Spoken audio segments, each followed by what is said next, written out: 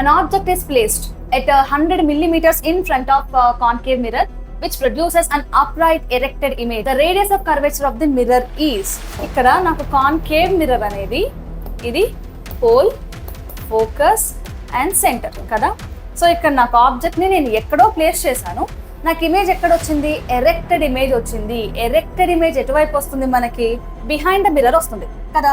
So ఇలాంటి ఇమేజ్ని మనం ఏమంటాం, it is virtual, erected and magnified image.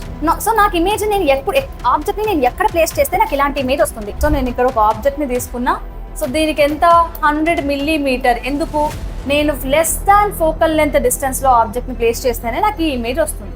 సరే, ఫోకల్ లెంత్ వాల్యూ అనేది అరౌండ్ 100 ఉంది అని అనుకుందాం.